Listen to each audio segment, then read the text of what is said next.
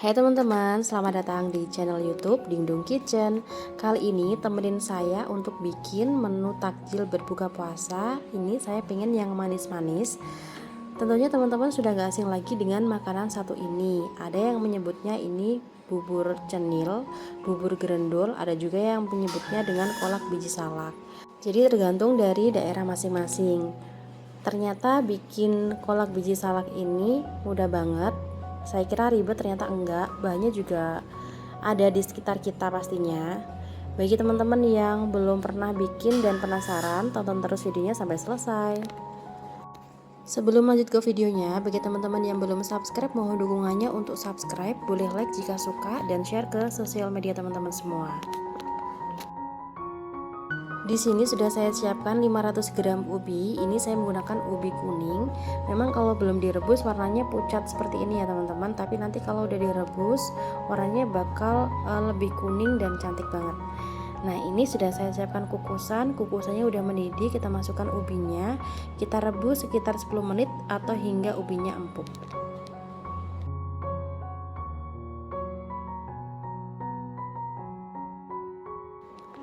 Nah ini udah sekitar 10 menit ya teman-teman. Ubinya udah empuk, sudah bisa untuk dihaluskan. Dan warnanya menyala banget ya, kuning. Ini sudah bisa dihaluskan ya teman-teman. Jadi ini bisa dihaluskan dengan cara dicoper atau mungkin diulek seperti ini.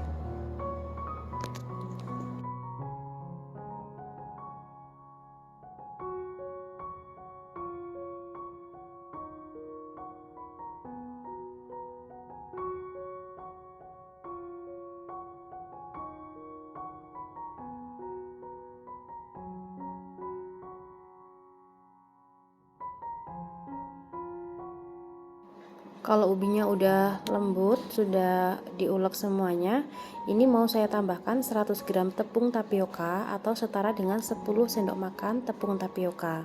Kalau teman-teman tidak punya timbangan di rumah, bisa diukur 1 sendok makan itu beratnya sekitar 10 gram. Kemudian di sini juga saya tambahkan 1 sendok teh garam.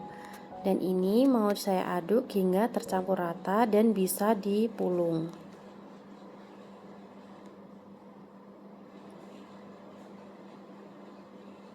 Agar mudah, ini mau saya aduknya pakai tangan aja ya teman-teman.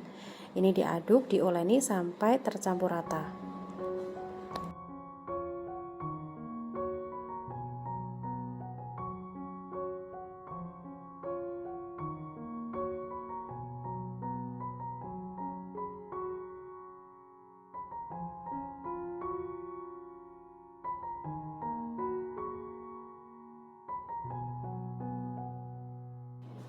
Nah ini adonannya udah pas ya teman-teman, udah bisa dibentuk.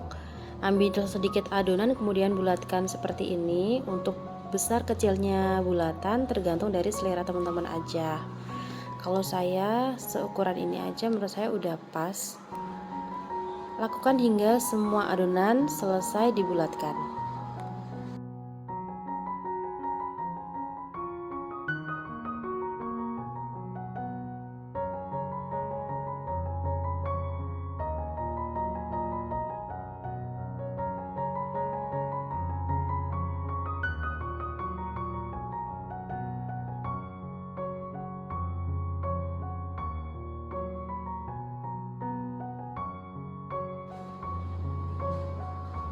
Nah ini adonannya udah dibulatkan semua ya teman-teman. Di sini sudah saya didihkan air sebanyak 900 ml. Kemudian saya tambahkan 200 gram gula merah atau gula aren dan juga 2 lembar daun pandan. Ini diaduk hingga gulanya larut.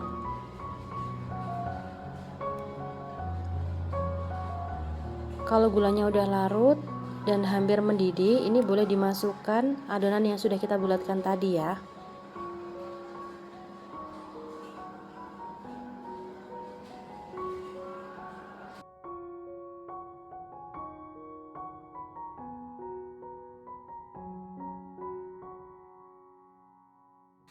Ini dimasak hingga ubinya mengapung semua ya teman-teman. Kalau misalnya ubinya sudah mengapung, itu tandanya udah mateng.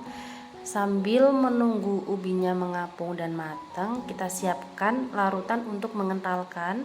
Ini sudah saya siapkan 2 sendok makan tepung maizena, kemudian dilarutkan menggunakan air.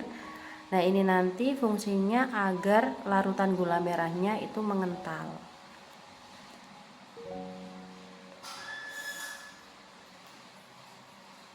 Nah, ini ubinya udah mengapung. Untuk larutan tadi boleh dimasukkan sekarang.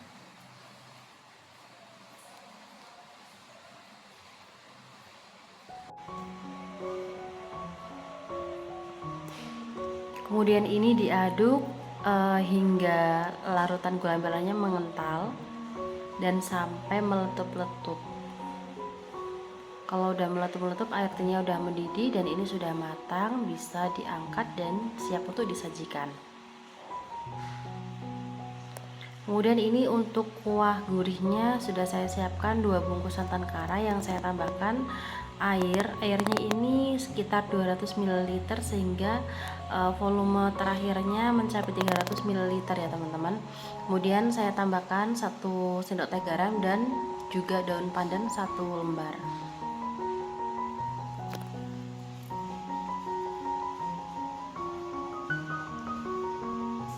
Kemudian agar lebih kental, ini mau saya tambahkan larutan tepung tapioka. Kemudian ini santannya diaduk-aduk hingga mendidih dan mengental.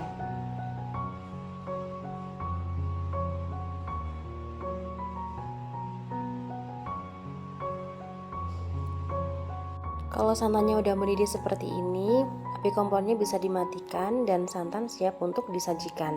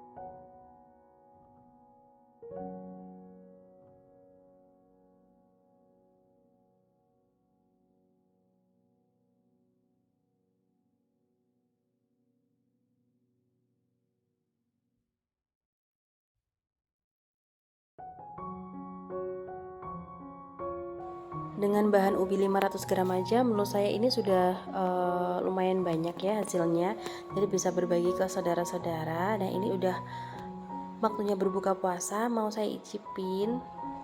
Dari potongannya terlihat ya kalau ubinya ini lembut, tidak terlalu keras dan tidak terlalu lembek.